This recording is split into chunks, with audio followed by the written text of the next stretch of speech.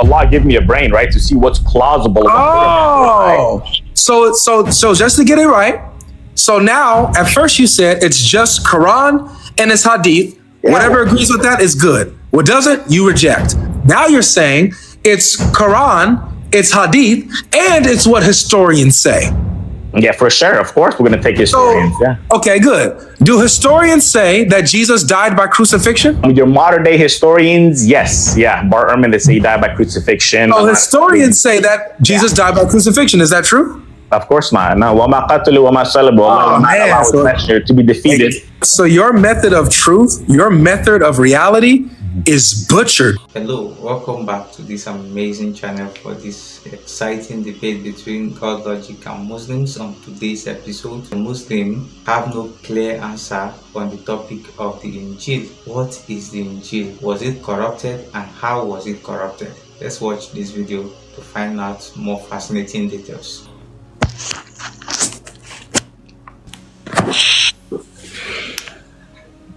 Hey, what's up, boss? How you doing, man? Pretty good. How about yourself? Good. I'm good. Thanks for asking.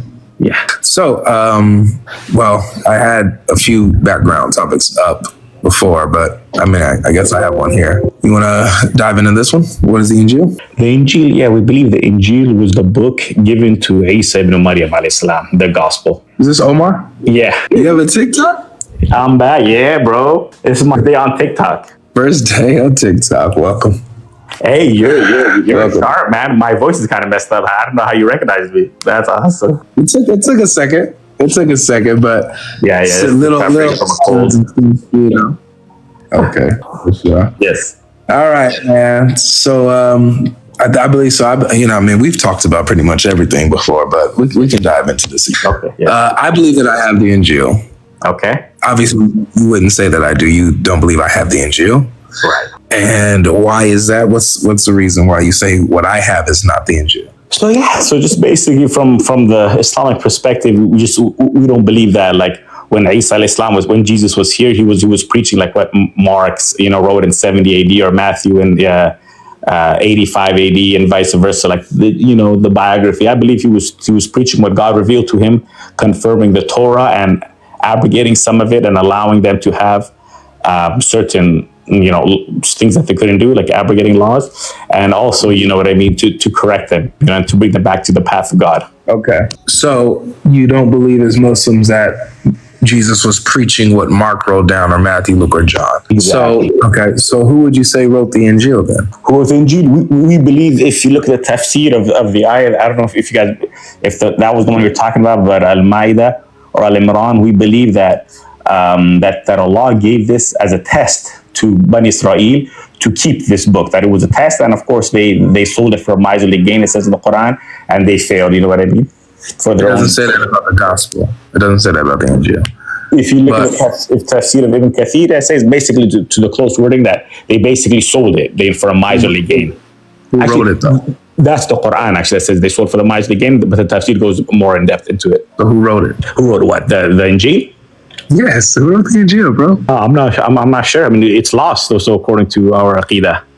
Got you. Have you ever read the Injil? No. Have you ever seen it? No, we believe it's lost, right? We don't believe that, yeah. You ever touched it? No, the only thing, the remnants, if you want the Injil, the closest you can get to is the Quran.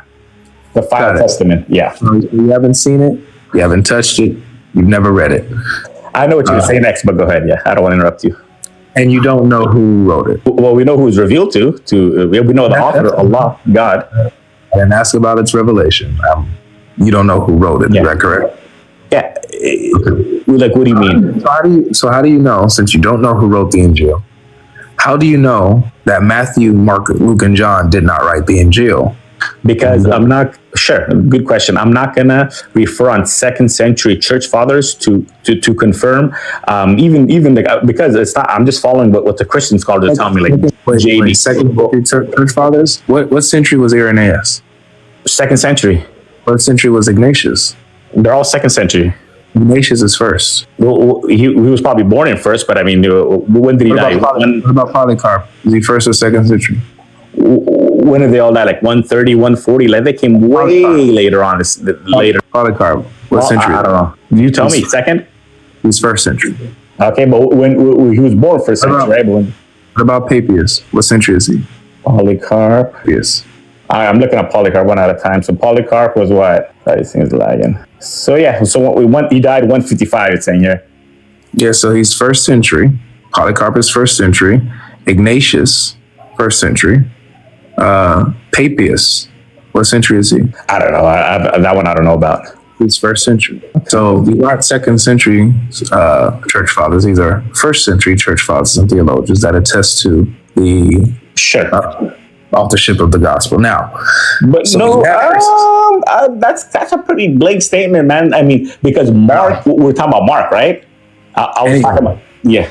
Were you talking about Mark, or are you talking about general? Because a lot of them had different ones. They didn't. It wasn't canon yet until Athanasius, 3rd, 4th century. So these 27 books until Athanasius wrote his letter. That's not true at all. The gospels were circulating around the churches all together. What are you talking about? Not these 27 books, man. I would love for you to bring that up right now. These 27 books were canon? Go ahead, pull it up. Talking about the gospel specifically, right? Are you talking about the 4, Matthew, Mark, Luke, and John? Talking about the gospel. Yeah, the gospel. Well, I don't know what you mean. Today we have to, in the Roman Catholic Church, they'll show me 73 books. You guys have 66 books, which I agree with you guys. In the Catholic Church, how many accounts of the gospel do they have? Yeah, 73 books. How many accounts of the gospel do they have? When you say gospel, you have to define it. You mean Matthew, Mark, Luke, and John? You're talking about Paul's writings. What's up, brother? What's the question? Hey, can you hear me? I can hear you just fine. I'm bewildered. What was your question? Of the Catholic Church, how many gospels? How many accounts of the gospel do they have? I'm not sure. I'm not sure if I understand your question then. They have the same 4 that you find in the 66 book canon. They have the same 4 that you find in the Orthodox canon. They have the same 4. All Bibles, all canons have the same 4 accounts of the gospel. Matthew, Mark, Luke, and John. Okay. All right. So now that we got that underfoot, you don't know who wrote the Injil. You don't know who wrote the Injil. How do you know that Matthew, Mark, Luke, and John didn't write the gospel, didn't write the Injil? Well, how do you know they wrote it? Let's say John. Where does John say I wrote John? I'm sorry. You're saying, question, right? I'm supposed to answer it now. Well, let me know when you're finished. You're saying that Matthew, Mark, Luke, and John did not write the gospel. That's what you said. And actually, I'm just quoting. You said Jesus wasn't going around preaching what Mark wrote. Represent me though. He wasn't going around preaching what Matthew, Mark, Luke, and John wrote. Right. You said that Matthew, Mark, Luke, and John didn't write the gospel of Jesus. And at the same time, in the same breath, you said you don't know who wrote the Injil. You don't know who wrote the gospel. Yes, for those who are asking, Injil means gospel. So when I say Injil, I'm talking about the gospel, which our friends have no idea of anything about. They never seen it, never read it, never touched it. But for some reason, they're able to tell us what it's not when they can't tell us what it is. So I'm going to ask one more time. You don't know who wrote the Injil. So if you don't know who wrote the Injil, the gospel, how do you know that Matthew, Mark, Luke, and John didn't write it? He admitted it himself. I never seen it. I asked, have you read it? I never read it. I asked, did you touch it? I never touched it. So how do you know what it is? Oh, we believe in the Quran. Where in the Quran does it tell you who it is? Who wrote it? Where in the Quran does it? All right, so you're back. So please answer the question. Okay, I was speaking. I don't know what you heard. I'm not used to this app. I don't know you were muted. So go ahead and repeat yourself when you asked what your answer was when I asked you, how do you know that Matthew, Mark, Luke, and John did not write the Injil, did not write the gospel? You're paused. So if you're paused, I can't hear you. When you're off the app, I can't hear you. Okay. What about now? As long as you're on the app, I can hear you. Whenever you go off the app, I can't hear you. But I know that you can hear me. Okay. So, like I said again, I can't minimize this to quote something. I mean, we won't be able to hear you. Okay. Yeah, I was just quoting J.B. Phillips. You know who that is? I don't care who that is. How do you know that Matthew? One of your guys. How do you know that Matthew, Mark, Luke, and John did not write the Injil when you don't know who wrote it? Because I'm quoting J.B. Phillips to you, one of your Christians, one of a very famous scholar. I'm surprised you don't know who that is. But he said, what does that have to do with my question? Here it is. Here's like the early tradition ascribed Matthew being to Matthew, Mark being with Mark, Luke. But today, no scholar today will say, except for obviously someone who's more extreme devout Christian, that'll say that these books. You're not even quoting him. Actually, go ahead, pull up J.B. Phillips's book. I couldn't care less what he said. That doesn't answer my question. Well, I gave you the quote to that where I got my source from, my information from. It's not even a source. It's not answering my question. Of who wrote the Gospels, right? That's your question. Even in John. When you do not know who wrote the Gospel, who wrote the Injil, how do you know that Matthew, Mark, Luke, and John did not write it? It could have been the disciples, but even then, so you tell me that they wrote the genealogy. The disciples. Wow. I'm talking about the Injil, right? So, but one thing is you're conflating is, and I don't on his lives. It's hard to get like a full honest discussion, but you're conflating. We don't believe in this. We don't say these books that you have is the Injil, right? That's what we believe in. That's perfectly fine. What I have is not the Injil. So what is the Injil? That's the question. What is it? For example, who wrote it down? Who wrote the Injil? That's a good question, actually. Yeah, but I don't know. Could have been the fish. These very likely when 90% of people could have been the fish in the sea, huh? No, I didn't say that. I said the fishermen of Galilee when 90% of the population couldn't read or write. And then you're telling me. Time out. Well, let me finish. You asked me. How do you know that there were fishermen in Galilee? Let me finish. And then you could dissect it, destroy me, crucify me, whatever. So this is most likely Greek, second, third generation Christians who wrote this. No way these fishermen of Galilee, historically, who wrote what you have today. And who knows? 94%. Am I asking about what I have, or am I asking about what I have, or am I asking about the Injil? Okay, good. So you agree that the Injil is different from what you have today. Allah Akbar. No, you're saying that. At least be honest. Let's be honest here. No, you're saying that. So I'm just going by. So did you? You just agreed with me. Do you know what an internal critique is? Yes. What's an internal critique? Tell me what that is. In scholarship, in academia, or what? What do you mean? Or you mean the general? You don't have to be a scholar to enact an internal critique. Okay, go ahead and make your point. Do you know what an internal critique is? I mean, in academia, yeah, where you internalize you critique the text. But anyways, you never answer the question how these fishermen of Galilee are writing. You never answered the question. You didn't answer the question. You're the only one who hasn't been able to answer a question. Yeah. Matter of fact, when I've asked you the question, you chuckle and say, "Man, that's actually a good question, Avery." You have been unable to answer questions. Yeah, that is a good question. I agree. Okay, thank you. So you don't know who wrote the Injil. Where do you get this idea that disciples may have wrote it? Where do you get this from? Who was with him? If you look at Matthew, that message was for. Wait a second. Why do you continue to go to my Bible, to my Gospels, when that's not what the Injil is according to you? Stop going to the Bible. Who said it's your Bible? We believe in some of it. I'm going to go to it as much as I want. Oh my God. Wait a second. Okay, I got you. Wait. So hold on a second. If you believed in your own Bible, you would have leave Trinitarianism. So time out. Go ahead. Is what I have, the gospel that I have, is that the Injil or not? You already know it's not. I already answered this question. You said it's not. Yet you believe in some of what Matthew wrote? I don't believe Matthew wrote it, but I believe in some of it. Yeah, we have to do our best. Okay, got you. All right, no worries. You believe in some of what some anonymous author wrote. You don't believe Matthew wrote it, but what's attributed to Matthew, you believe in some of that. Is that correct? Give me a scholar who didn't get their. Just answer the question. Just answer the question, Omar.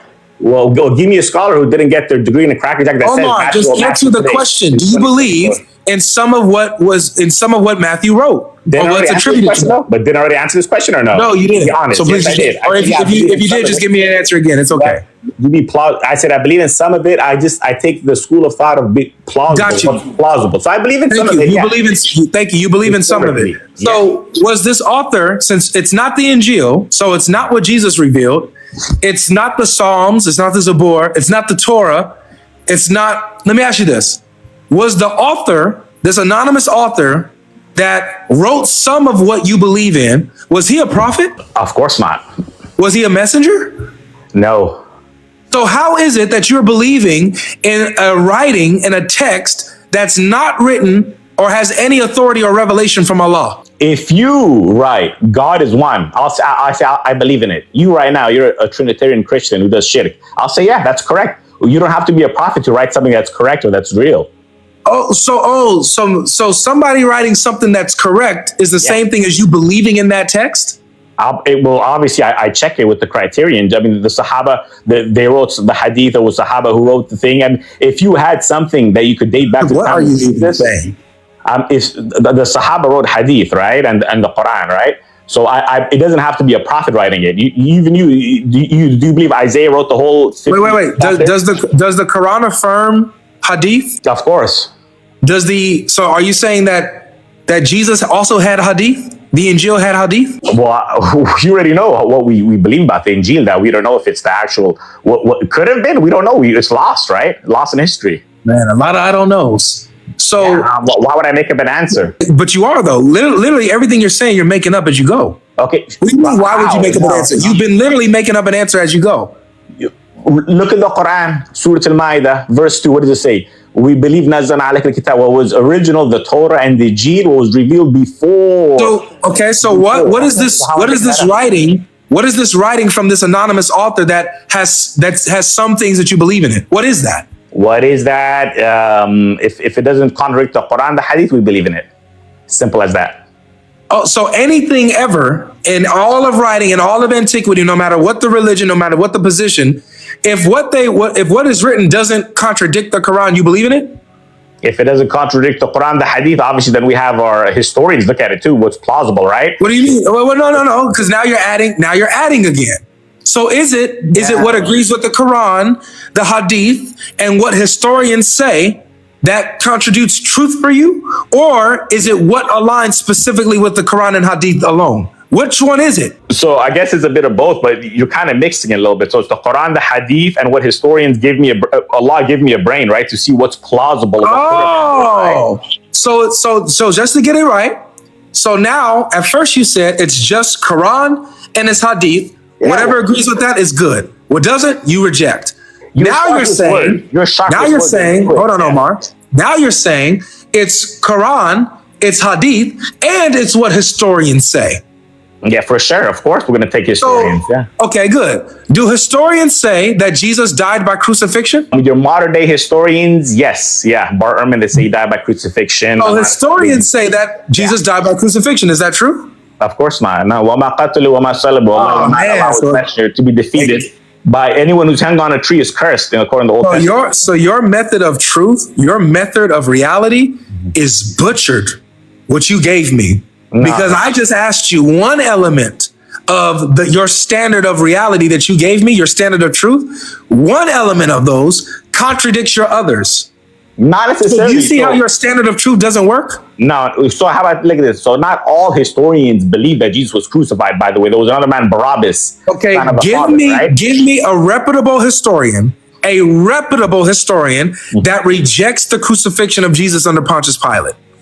Dr. Ali Atai, PhD. He's not a reputable historian. He's a Muslim.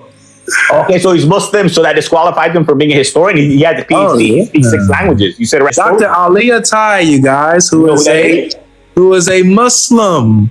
Oh, okay, so he's a Muslim. He's not a historian. He's a Muslim, bro. Well, all the information he gives has nothing to do with Islam, by the way. It's what's plausible. Hey, Omar, man.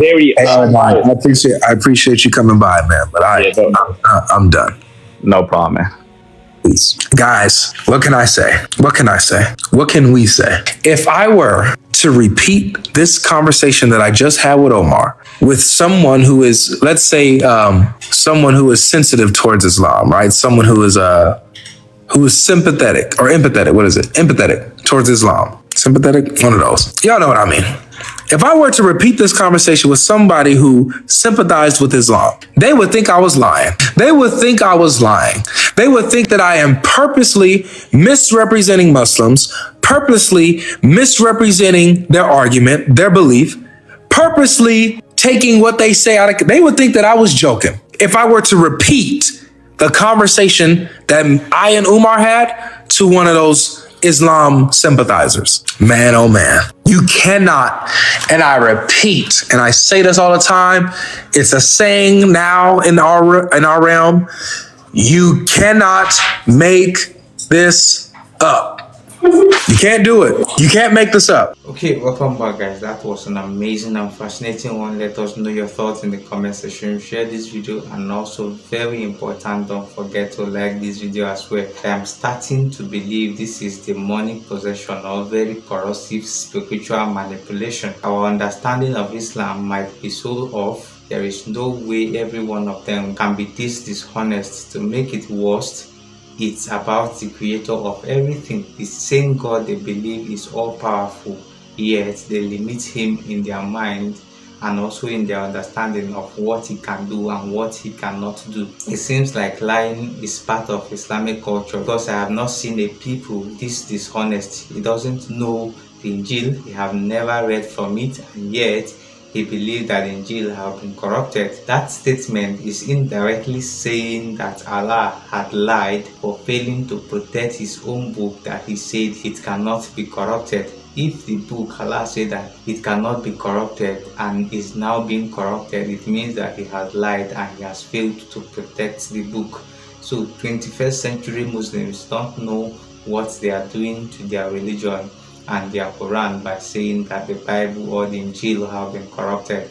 They don't trust sources from 2nd century, but they trust sources from 7th century that supposedly say the gospel are lost. No one ever claimed they were lost until the internet came around, and all of a sudden the 21st century Muslims began to fabricate their own ways and make it look like the Bible have been corrupted. And I'm beginning to wonder, can they make it make sense to all of us how it has been corrupted, a book that you've never seen or your prophet did not even see it? How was it corrupted? And this has also proven that a Muslim can do anything to win a debate, including destroying his own Quran or his sources. So guys, that was an amazing one. Share this video, subscribe, don't forget to like it as well. We would love to see you in the next episode.